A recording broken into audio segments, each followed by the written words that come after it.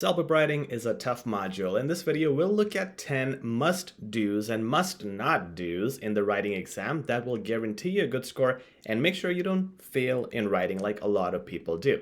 Now, the first thing you want to avoid is missing salutations. This is in task 1, which is your email. Now, in the formal and informal emails, you want to start with a salutation, which is dear Mr., dear name, if it's informal, and finishing off with best regards, or if it is formal, you want to say yours sincerely, followed by your name at the end. You do not need dates or addresses or anything, but you need your salutations, and if you miss this, it is considered a major mistake. Make sure not to do that. The other thing you want to avoid is stating no purpose.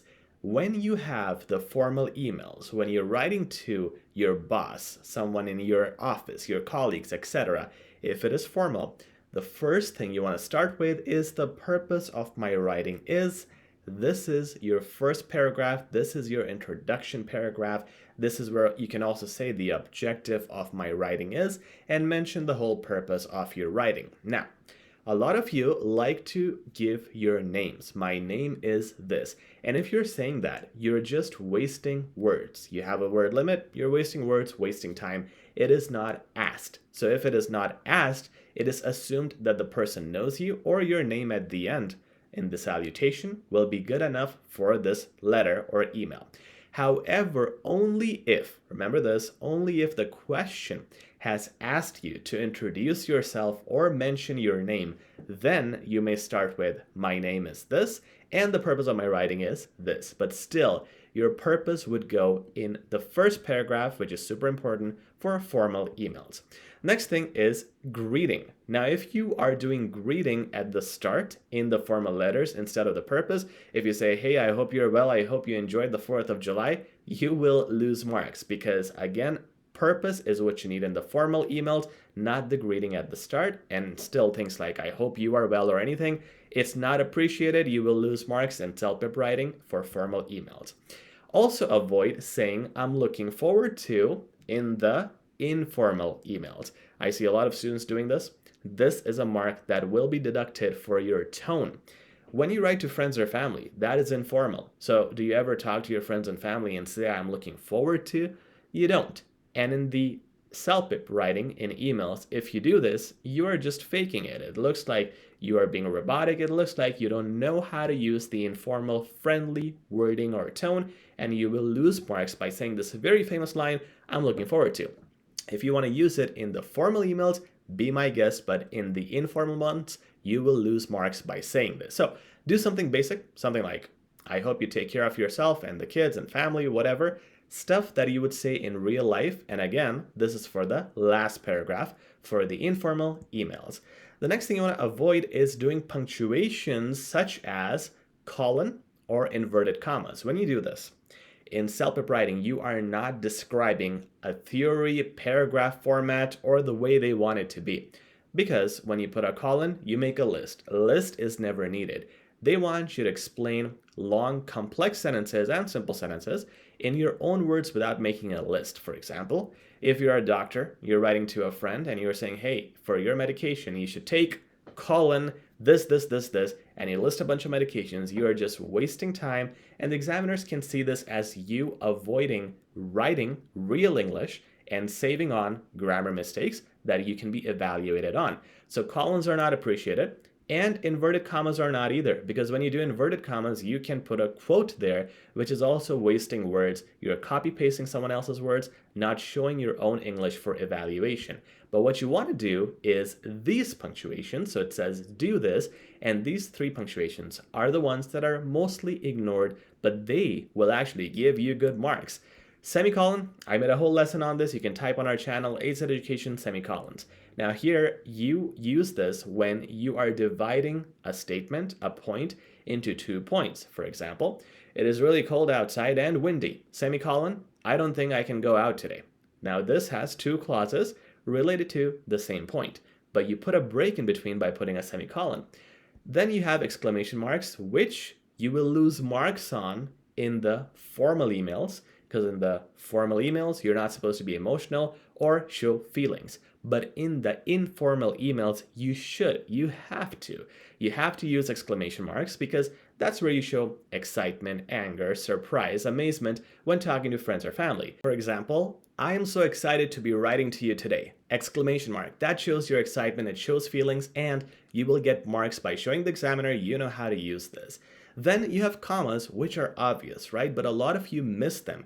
When you have a long complex sentence, a comma is a pause that you can put that'll separate the idea and make it easy for you to breathe when you write it. That's basically it. When you're breathing, for example, if I make a sentence in speaking and I say, based on the given circumstances, we need to adjust. Now you saw me pausing when I said, based on the given circumstances, take a breath. So when you are writing this, that breath translates into a comma.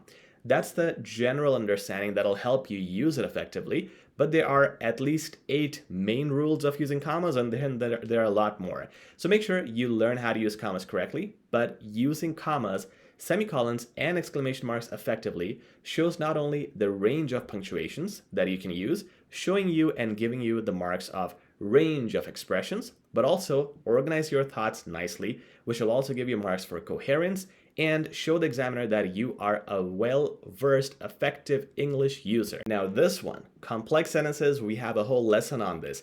Check out HZad Education complex sentences, type it out on YouTube, you will see the exact tutorial on how to do this.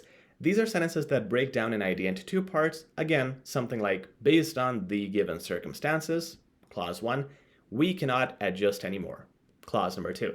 These sentences are key. You will get marks for using complex sentences, and you should try to attempt at least 2 complex sentences in task 1 and at least 2 in task 2. You can do more, but make sure you have a minimum of 2 of these that'll give you the range of vocabulary, range of expressions, range of sentences and expressions. So make sure you get this in there. The next mark is for paragraphing. This gives you marks for task response, structure, coherence, and so much more. Here you want to do the salutation first, followed by the intro, which is paragraph 1. Then you have paragraphs 2, 3, and 4, which are body 1, 2, 3. So these 3 body paragraphs will answer the 3 bullet points in the question in sequence. Simple. You finish off with your conclusion, which is your 5th paragraph, and then your ending salutation, and you're done. That's task 1, formal and informal emails. The next thing is task 2, where you're given the survey. Here you don't need salutations. It's optional. You can, but I don't recommend wasting time on those. You can start with your intro, give your opinion in the intro. Body 1 and body 2 is where you give your reasoning for selecting your opinion and also why you didn't select the other opinion. Those are the 2 paragraphs, body 1 and 2. And your last paragraph, paragraph number 4, is your conclusion. That's where you're gonna rephrase the opinion you mentioned in the introduction. Finally, our last tip, and this is something you want to avoid because a lot of people run into using very long introductions and conclusions.